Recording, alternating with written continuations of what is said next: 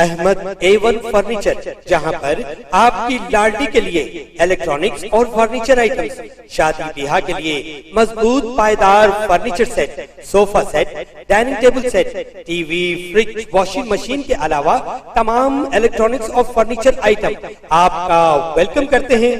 Ahmad A1 furniture और Ahmed electronics, opposite Shadan hotel, Ballaguda road, Hashimabad, Hyderabad.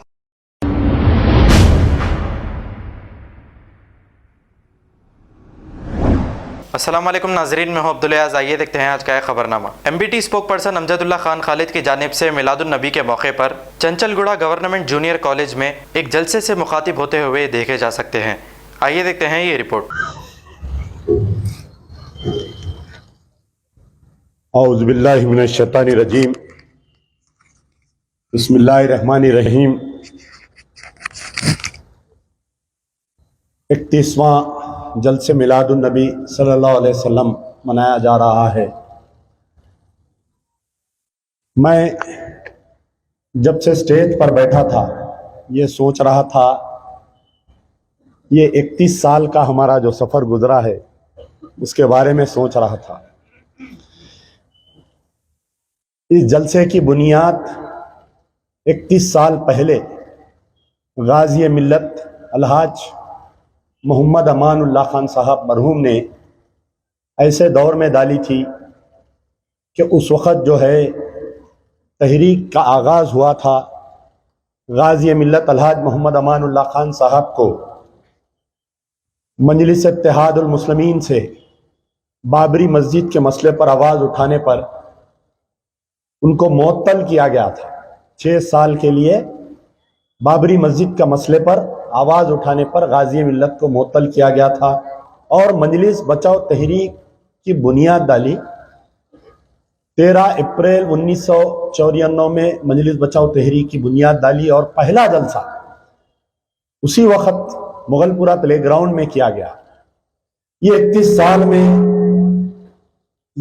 साल में कई ऐसे हमारे साथी आज हमसे बिछड़ गए।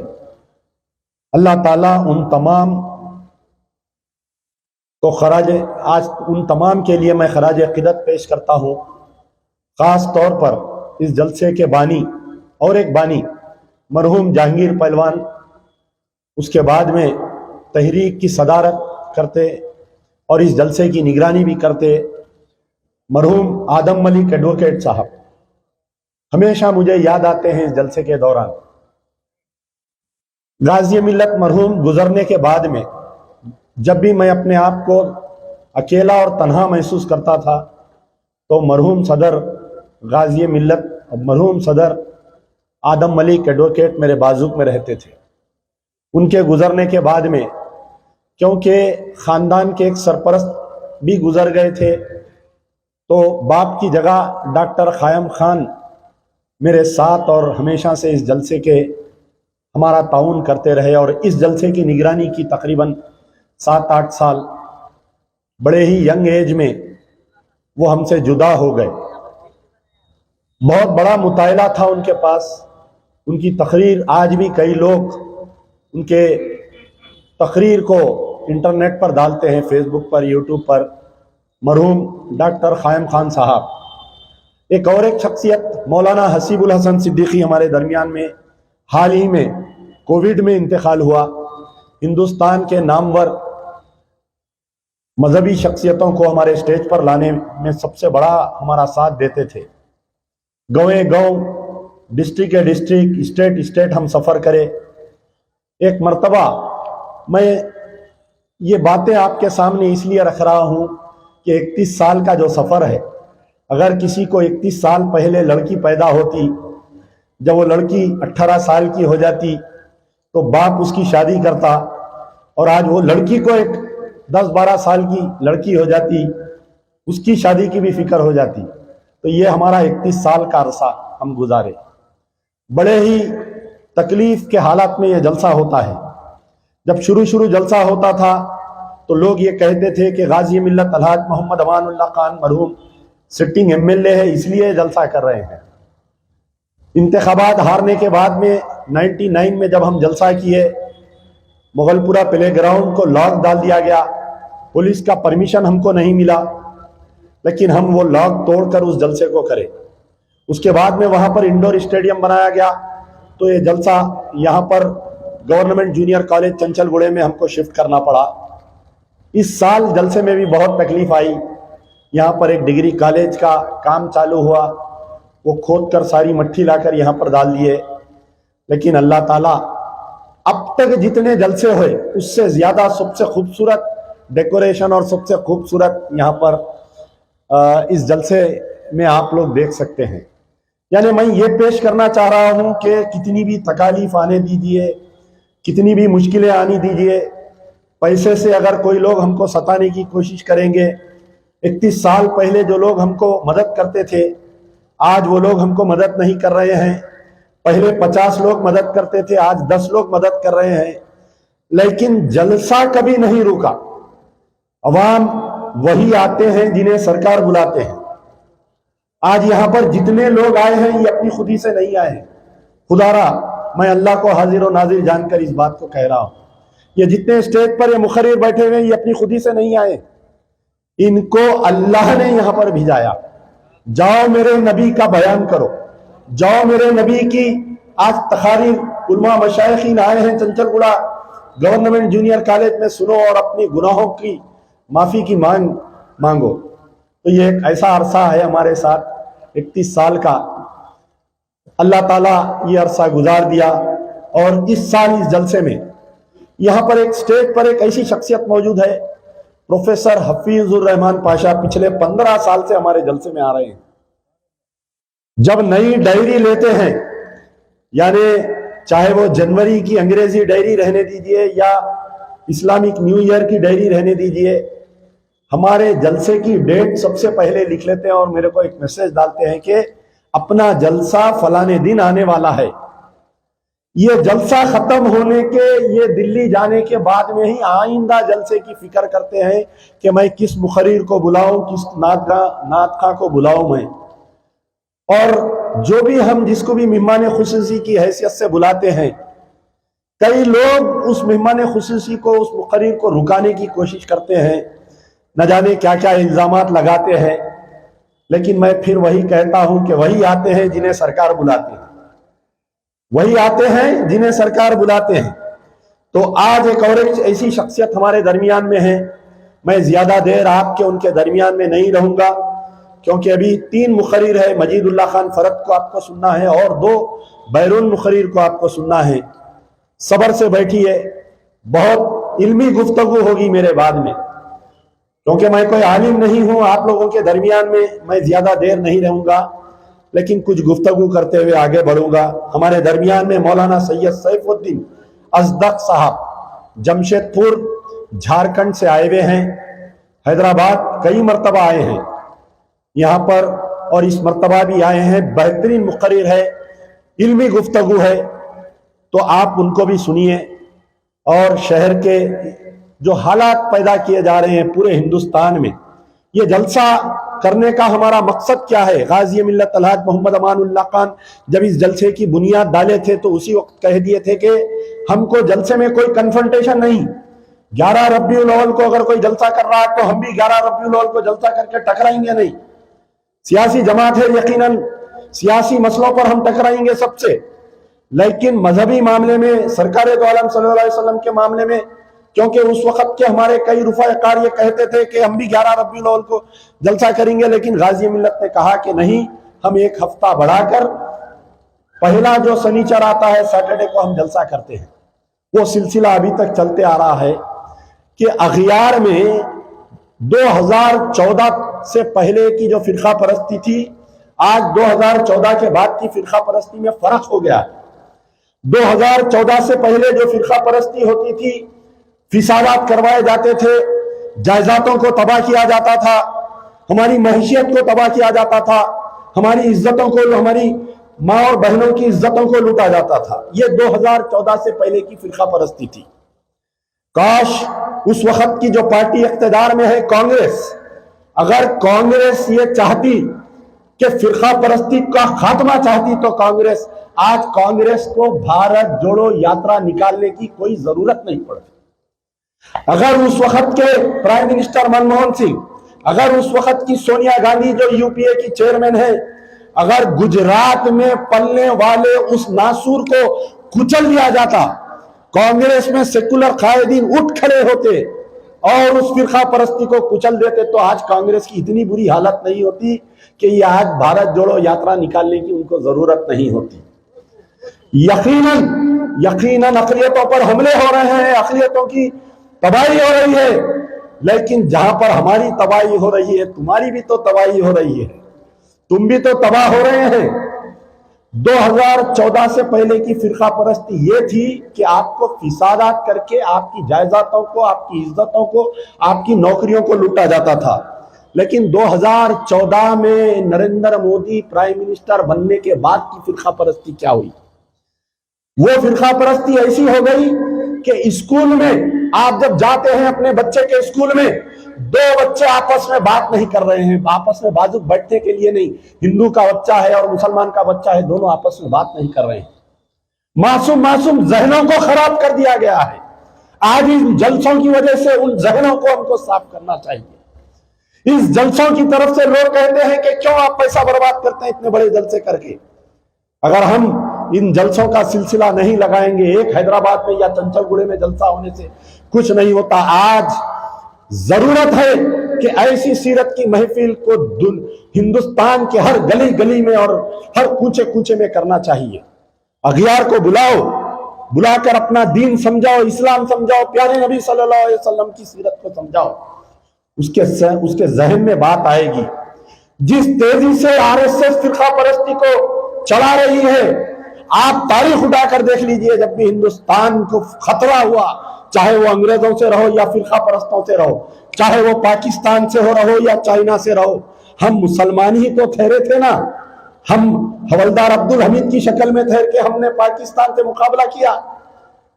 यही अंग्रेजों के खिलाफ में हमने लड़ा। हैदराबाद की मशहूर दो शख्सियतें हैं, तारीख गवाह है, आप देख सकते हैं। तो यहां पर फिरका परस्ती को लड़ने के लिए मुसलमानों को तैयार होना चाहिए, सेकुलर हिंदुओं को हाथ मिलाना चाहिए। दो मोंडे जब तक नहीं मिलेंगे, वरना याद रखो हिंदुस्तान तबाह हो जाएगा, ताराश हो जाएगा। आज हिंदुस्तान जीरो पे आ गया है, माइनस में चले जा रहा है हिंदुस्तान। इनके बाप का कुछ नहीं जाएगा। ये अडानी पडानी, ये पूरा पैसा लपट के समट के बाहर चले जाएंगे, लंदन अमेरिका, लेकिन हमको यहाँ रहना है, हमारा वतन है। हमारे आबाद यहाँ पर अपनी जानों की कुर्बानी दिए। यही जामा मस्जिद की सीढ़ियां थी जब हमने आवाज दिया कि हम हिंदुस्तानी है और रहेंगे हम। तो याद रखो है मुसलमानों, ये फिरका परस्ती को अगर लड़ना है तो हमको लड़ना है। आज हिंदुस्तान का ऐसा दौर आ गया मेरे भाई, बड़ी हैरत की बात होती है। आप कोई भी पार्टी का नाम लीजिए, जलसे मिलादुन नबी है, लेकिन ये सियासी गुफ्तगू थोड़ी बहुत इसलिए कर रहा हूं कि पूरा हिंदुस्तान घूमकर हालात को हम देखते हैं, बड़ी तकलीफ होती है। आज मुसलमान अछूत हो गए तमाम सियासी जमातों के लिए। आज कोई बताओ, कोई यादव, कोई राव, कोई रेड्डी, कोई लीडर का नाम लो आप। समाजवादी पार्टी आप बतलाइए क्या मुसलमानों को पसंद कर रही है? हमारे हफीजुर रहमान साहब यहाँ पर है, मेरी इस बात की गवाही देंगे। आजम खान 3.5 साल जेल में रहे, मुलायम अखिलेश यादव के मुंह को लखवा मार दिया, कभी एक बयान नहीं दिया। अमानतुल्लाह को जेल में डाल दिए, आम आदमी पार्टी का अरविंद केजरीवाल मुंह नहीं खोला। लोग कहते हैं ममता बनर्जी तृणमूल कांग्रेस, आप बताओ कितने फिसादात हुए बंगाल में, कितने फिसादात में मुसलमानों की जायदादों को तबाह कर दिया। कई बंगाली लोग यहाँ पर हैदराबाद में काम करते हैं, सुनाते हैं कि भाई हमारे फिसादात में फिरका परस्तों ने मारा, पुलिस ने हमको गोलियां मारी।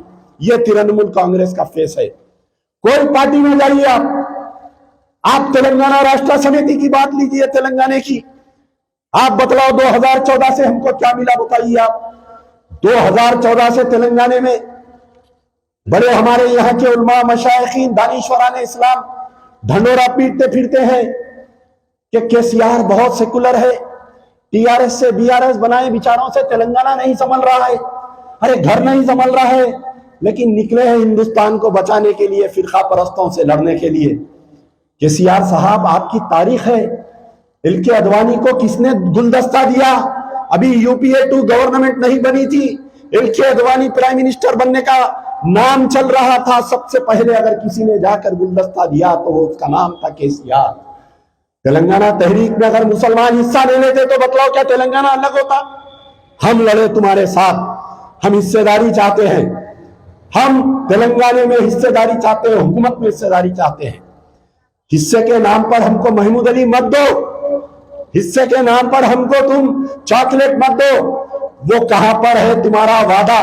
12% रिजर्वेशन का वादा कहां पर है? ये तेलंगाना राष्ट्र समिति 2014 के इलेक्शन में वादा किया था ना केसीआर। आप लोग मेरी बात की गवाही देंगे कि आप और जो हमको 4 महीने के अंदर हम आपको 12% रिजर्वेशन देंगे। आप बतलाओ आज 12% रिजर्वेशन कहां पर गया?